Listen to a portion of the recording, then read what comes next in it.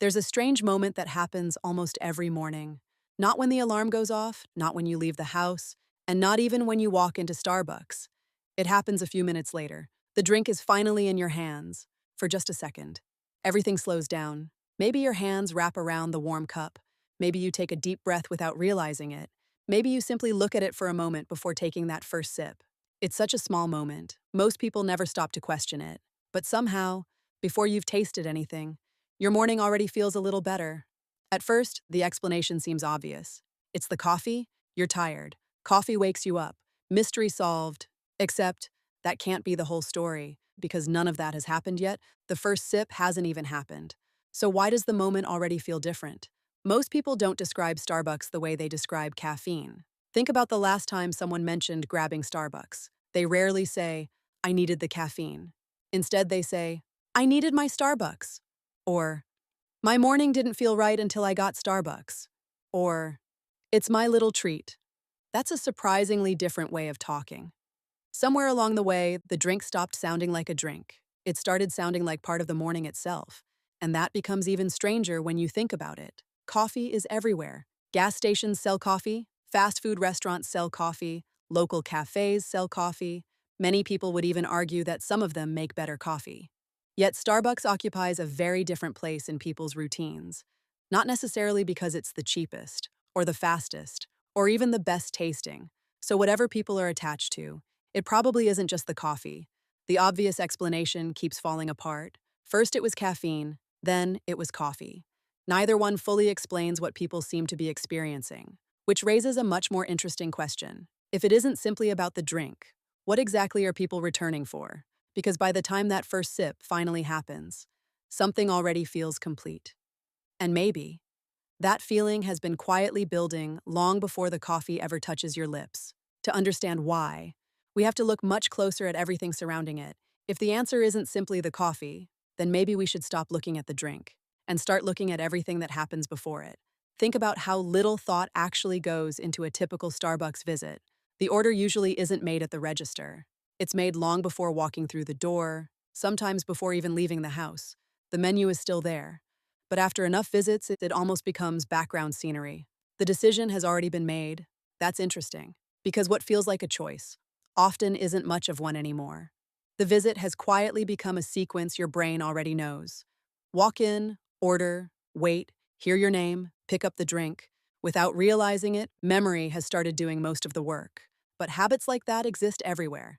The same breakfast every morning, the same route to work, the same seat in class. Familiar routines aren't unique to Starbucks, so that still doesn't explain why this one feels different. Maybe it isn't the routine itself. Maybe it's how little uncertainty the routine contains. Think about it. Very few parts of the experience are unexpected. There's a good chance the drink will taste almost exactly the way it did yesterday. The process will probably feel familiar. Even waiting rarely feels confusing. Most visits unfold almost exactly the way they're expected to. That might not sound exciting. In fact, it almost sounds ordinary, but maybe that's exactly the point. Because most mornings aren't ordinary, they're unpredictable. Traffic changes, meetings get moved, emails pile up, plans fall apart, tiny problems appear before the day has even started. Then, somewhere in the middle of all that, comes one experience that unfolds almost exactly the way it did yesterday. Not because nothing ever changes, because enough stays the same. That feels closer. But consistency by itself still isn't the answer.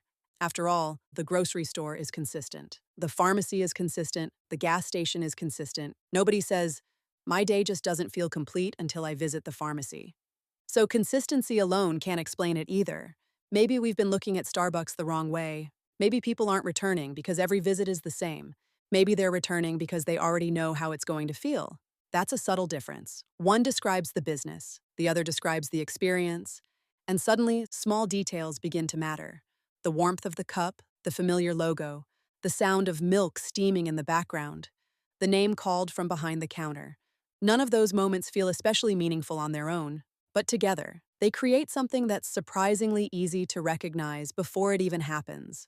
By the time the drink finally reaches your hands, very little has been left to chance. Almost every step has unfolded exactly the way your brain expected it to. And maybe that's why the moment feels satisfying before the first sip. Except, that still leaves one question unanswered. Why does knowing what to expect feel so rewarding in the first place? If knowing what to expect feels so satisfying, how does Starbucks make that happen? It starts with something that's surprisingly difficult for a business to achieve. Not better coffee, not lower prices, predictability. Walk into a Starbucks you've never visited before. Maybe it's across town, maybe it's in another city, maybe it's on the other side of the country. There's a good chance you'll already know what to do, where to stand, where to order, where to wait, even roughly how long the process will take. The experience doesn't need to introduce itself, and it already feels familiar. That isn't luck. It's something Starbucks has spent decades designing. Behind every drink is a system. Recipes are carefully standardized, equipment is largely standardized, training follows the same general process. Store layouts often share familiar patterns. Even the language employees use begins to sound recognizable after enough visits.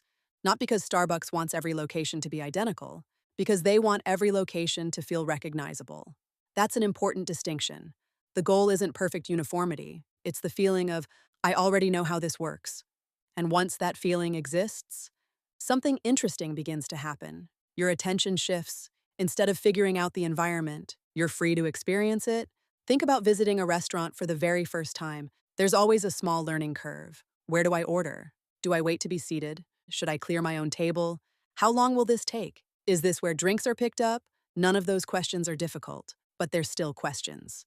Now compare that to walking into a Starbucks you've visited dozens of times. Almost every one of those questions disappears.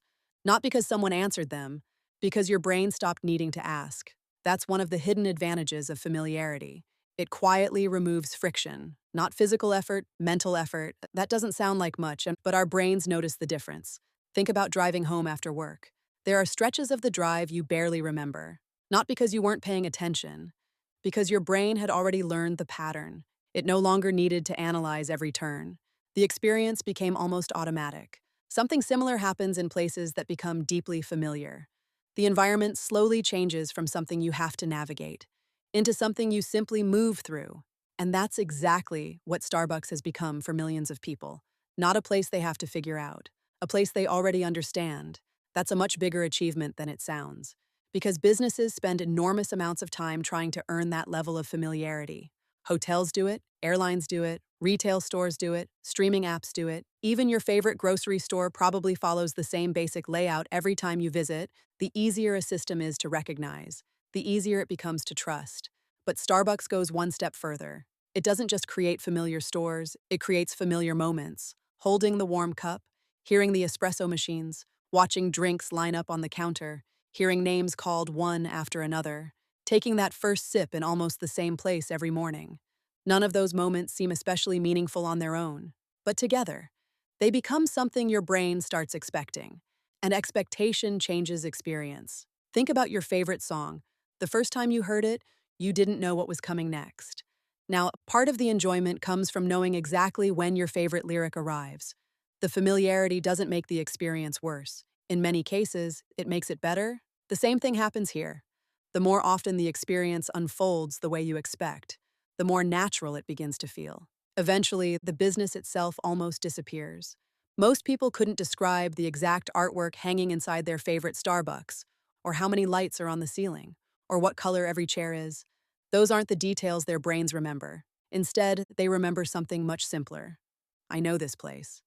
That's what Starbucks has really built. Not just recognizable coffee, recognizable experiences. Experiences repeated so consistently. They begin to feel less like transactions and more like part of everyday life. And that's where the mystery changes. Because at this point, we've explained how Starbucks creates predictability. But we still haven't answered the most important question. Why does predictability feel so comforting in the first place? Because that answer has almost nothing to do with coffee and everything to do with being human.